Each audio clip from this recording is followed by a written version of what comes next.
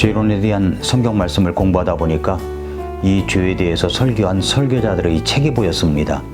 지난 시간에는 존 오웬의 내 안의 죄 죽이기라는 것을 생각했습니다. 그 안에 있는 많은 내용들이 있지만 간략하게 제 생각과 언어로 재정리해서 전했습니다. 오늘은 또 죄론에 대한 것을 생각하다 보니까 빼놓을 수 없는 제목이 있습니다. 그것은 진노하시는 하나님의 손 안에 있는 죄인들이라는 설교 제목입니다.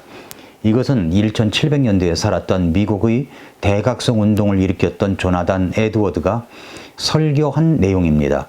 대각성 운동이라고 하는 것은 1730년, 40년대에 북미 식민지에서 일어난 영적 부흥 운동입니다. 이때에 죄와 심판에 대한 각성과 회개, 그리고 복음의 은혜를 강조한 그런 대각성 운동이었습니다. 조나단 에드워즈, 조지 휘필드, 또 길버트 테넌트와 같은 그런 설교자들이 중심이 되어가지고 강력한 설교와 집회를 통해 신앙적 열정을 되살린 교회 역사에서 빼놓을 수 없는 각성 운동이었습니다. 그때 그 당시에 북미 식민지 초기의 청교도 신앙은 시간이 지나면서 점차 약화되어 가고 있었던 그런 시대였습니다. 경제적 발전과 더불어서 세상은 세속적인 가치가 확산되어서 사람들은 교회와는 점점 멀어졌고 교회 출석률은 떨어지고 경건하게 살아가고자 하는 사람들의 열정도 떨어졌던 때입니다. 이러한 침체를 극복하기 위해서 하나님의 말씀으로 대각성 운동이 시작되었고 에드워즈의 설교는 이 운동에 큰 영향력을 끼쳤습니다. 그래서 미국의 대각성 운동하면은 조나단 에드워즈를 빼놓을 수가 없습니다.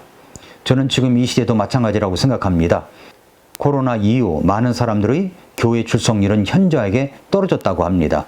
사람들은 세상 속으로 더 들어가 버리고 말았습니다. 사람들의 생각은 점점 더 악해져 가고 있는 증거가, 저는 정치인들을 뽑을 때 정말 많은 사람들이 평가할 때 저런 사람이 어떻게 국회의원이 될 수 있는가 하는 질적으로 떨어진 사람이라고 평가되는 사람들이 뽑혀가지고 국회에서 막말을 쏟아내고 활동하는 것을 보면 알 수 있다고 생각합니다. 사람들의 마음은 점점 더 완고해져 갑니다. 죄질은 점점 더 나빠져 갑니다. 이런 악독한 세상 속에서 지금 우리에게 필요한 것은 우리를 돌아보고 정신을 차려야 하는 대각성이라고 생각합니다.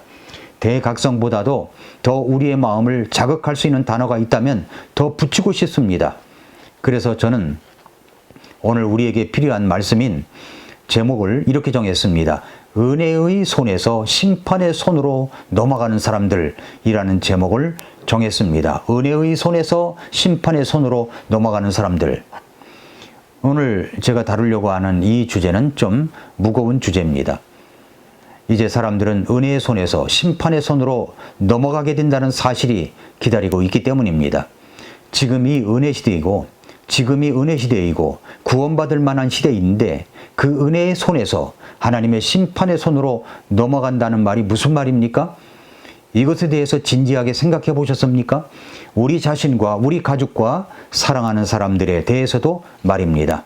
먼저 첫째로 그것은 인간의 죄성으로 인한 결과 때문이라고 하는 겁니다. 로마서 3장 23절에 모든 사람이 죄를 지어 하나님의 영광에 이르지 못하더니라고 했습니다. 여러분, 이것은 죄의 문제에서 시작해야 됩니다. 모든 인간은 죄를 가지고 태어난 사람들입니다. 모든 사람들은 죄인입니다. 우리는 정과된 죄도 있고 죄가 개성되어 온 원죄도 갖고 있습니다. 그리고 스스로 선택하여 죄를 지은 죄인입니다. 우리는 먼저 내가 죄인이라는 사실을 인지해야 하고 깨달아야 됩니다. 성경은 로마서 6장 23절에서 죄의 삭은 사망이라고 했습니다. 히브리서 9장 27절에서는 한 번 죽는 것은 사람들에게 정해진 것이고 그 뒤에는 심판이 있다고 했습니다. 그 심판은 요한계시록 21장 8절 말씀처럼 둘째 사망, 곧 지옥입니다. 우리는 하나님에게서 떨어져 나간 죄인입니다. 그 죄인이라는 사실을 인정해야 됩니다. 죄 때문에 죽음도 늙음도 병도 아픔도 이별도 전쟁도 온 것입니다. 나는 죄인이라는 사실을 인정해야 합니다. 그리고 두 번째로는 하나님의 심판의 손, 진노는 피할 수 없는 현실입니다. 로마서 1장 18절에서 하나님의 진노가 불의 안에서 진리를 붙잡아 두는 사람들의 하나님을 따르지 않는 모든 것과 불의를 대적하여 하늘로부터 계시되었나니 했습니다. 하나님의 진노가 쏟아집니다. 로마서 2장 5, 6절에는 오히려 네게 네 강팍함과 뉘우치지 아니하는 마음에 따라 진노의 날 곧 하나님의 의로운 심판이 나타나는 그날에 닥칠 진노를 네게 쌓아 올리는도다. 그분께서 각 사람에게 그의 행위대로 갚으시리라. 하나님은 죄에 대해서는 단호하십니다. 하나님은 의로우신 분이기 때문에 죄인은 반드시 심판을 하셔야 합니다. 하나님의 죄에 대한 진노는 정당합니다. 죄를 심판하지 않는 하나님이라면 그 하나님은 그런 거룩하신 분이 아니라고 하는 겁니다. 하나님의 진노는 강력합니다. 인간의 힘으로는 피할 수 없는 절대적인 힘이며 죄인을 심판하는데 그분의 능력은 한계가 없으시며 강력하십니다. 하나님의 진노는 영원합니다. 지옥은 하나님의 진노가 영원히 지속되는 곳이고 회개하지 않는 죄인은 그곳에서 영원한 고통을 받게 됩니다. 이것은 기정사실입니다. 그렇다면 여러분은 오늘 밤 잠이 들어 이 세상을 떠난다면 내일 아침 어디에서 깨어날 것이라고 생각하십니까? 천국입니까? 지옥입니까? 자기 죄의 문제가 해결되지 않은 상태에서 불어 천국이라고 대답하는 것은 자기 기만입니다. 그날 그 고통의 현장은 어떤 고통과도 비교할 수 없는 엄청난 대가를 치르게 될 것입니다. 그러므로 내가 구원받지 않았다면 구원받지 않음을 인정하고 시인해야 되는 것입니다. 세 번째로 지옥은 실제 하는 장소입니다. 현대인은 교회에 가서 설교를 들을 때 죄인이라는 말과 지옥이라는 말을 엄청 싫어합니다. 그래서 그런지 요즘 교회들은 그저 교회 가면 잘 살아야 한다, 잘 돼야 된다, 변화되어야 한다 등 에세이적인 설교는 전하는데 당신은 죄인이며 그 죄의 문제를 해결하지 않으면 당장의 지옥에 간다는 설교는 하지 않는 것 같습니다. 존 메가더 목사는 현대인들에게 제일 처음 전해야 할 것은 하나님은 사랑이시다가 아니라 죄의 심판을 먼저 전해야 한다는 이야기를 했습니다. 그저 하나님은 사랑이라는 말만 반복하다가 구원받아야 한다는 이야기를 하는데 억지로 믿게끔 해가지고 겨우 교회에만 나오기만 하는 사람으로 전락시키는 것 같은 그런 생각이 듭니다. 그렇지 않으면 저 사람이 구원받은 사람인지 구원받지 않은 사람인지 분간이 안 됩니다. 왜 그렇습니까? 왜 그래요? 그저 좋게 억지로 믿게끔 하려고 하는 것이기 때문에 그럴 수 있습니다. 지옥은 실제 하는 장소입니다. 마가복음 9장 43절부터 50절까지 보니까 만일 네 손이 너를 걸려 넘어지게 하거든 그것을 잘라내라. 불구가 되어 생명에 들어가는 것이 두 손을 가지고 지옥에 결코 꺼지지 않을 불 속에 들어가는 것보다 네게 더 나으니 거기서는 그들의 벌레도 죽지 아니하고 불도 꺼지지 아니하느니라. 만일 네 발이 너를 걸려 넘어지게 하거든 그것을 잘라내라. 절뚝거리며 생명에 들어가는 것이 두 발을 가지고 지옥에 결코 꺼지지 않을 불 속에 던져지는 것보다 네게 더 나으니 거기서는 그들의 벌레도 죽지 아니하고 불도 꺼지지 아니하느니라.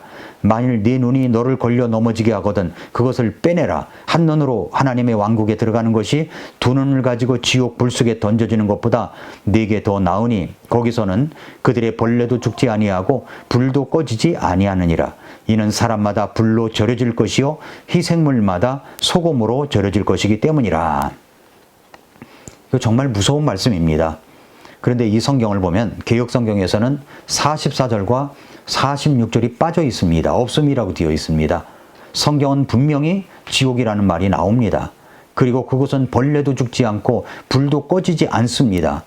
지옥은 가상의 상상의 장소가 아닙니다. 실제 하는 장소입니다.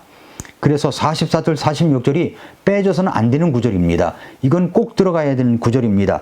거기서는 그들의 벌레도 죽지 않고 불도 꺼지지 않는다. 강조하고 있지 않습니까? 네 손이 너를 걸려 넘어지게 하거든 잘라버려라. 거기서는 그들의 벌레도 죽지 아니하고 불도 꺼지지 아니한다. 또 만일 네 발이 걸려 넘어지게 하거든 잘라버려라. 거기서는 그들의 벌레도 죽지 않고 불도 꺼지지 않는다. 그 다음에 또 하나 두 눈을 가지고 지옥 불 속에 던져지는 것보다 네게 더 나으니 거기서는 그들의 벌레도 죽지 아니하고 불도 꺼지지 않는다. 이렇게 계속적으로 말씀을 하고 있는 겁니다. 그러니까 44절, 46절이 빠져서는 안 되는 구절입니다. 흠정적 성경은 그대로 다 들어 있습니다. 성경에 부자와 나사로 이야기가 나옵니다. 부자와 나사로는 동시에 죽었습니다. 나사로는 하나님을 믿었기 때문에 아브라함의 품에 안겼습니다. 그러나 부자는 하나님을 거절하고 믿지 않았기 때문에 지옥에 갔습니다. 그 지옥에서 부자는 두 가지를 요청합니다. 내가 뜨거워서 견딜 수가 없습니다. 나사로 손가락에 물을 찍어 내 혀 좀 서늘하게 해주십시오. 또 하나는 내 형제 집에 나사로를 보내어서 그들이 하나님을 믿지 않아서 이 지옥불에 오지 않도록 가서 그들이 믿음을 가질 수 있도록 전해 주십시오. 이런 부탁을 했습니다. 지옥은 말이죠, 영원히 고통받는 실질적인 장소입니다. 죄 문제가 해결되지 않은 사람은 지옥의 심판을 피할 수가 없습니다. 넷째로, 그러나 여기 하나님의 사랑과 은혜의 손길이 있습니다. 요한복음 3장 16절에서는 하나님께서 세상을 이처럼 사랑하사 자신의 독생자를 주셨으니 이것은 누구든지 그를 믿는 자는 멸망하지 아니하고 영존하는 생명을 얻게 하려 하심이라. 하나님이 여러분과 저를 사랑하셨습니다. 그래서 독생자 예수 그리스도를 이 땅에 보내주셨습니다. 그 주님께서 여러분과 저의 죄를 모두 용서해 주셨습니다. 십자가에 달려 죽으셨고 무덤에 장사 지낸 바 되었다가 부활하시어 우리의 모든 죄 문제를 해결해 주셨습니다. 여기 하나님의 사랑과 은혜가 있습니다. 그리고 우리 주님이 우리를 부르십니다. 이사야 55장 3절에서 너희는 귀를 기울이고 내게 와서 들어라. 그러면 너희 혼이 살리라. 마태복음 11장 28절에는 수고하고 무거운 짐진 모든 자들아 너희는 내게로 오라. 내가 너희에게 안식을 주리라. 사도행전 3장 19절에는 그러므로 너희는 회개하고 회심하라. 그러면 새롭게 하는 때가 주의 앞으로부터 올 때 너희 죄들이 말소될 것이라고 했습니다. 주님의 구원의 부르심의 초청에 응하여 내 죄를 회개하고 회심하면 예수 그리스도를 믿고 영접하면 구원받을 수가 있습니다.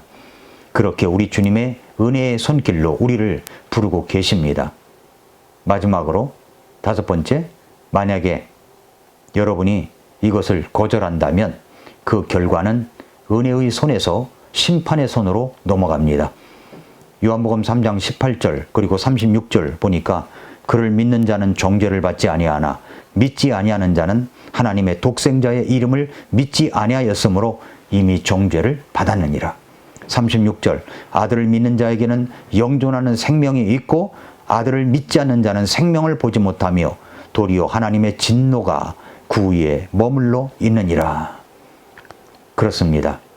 예수님의 구원의 초청에 부르심에 응답하면 은혜의 손길로 구원을 받습니다.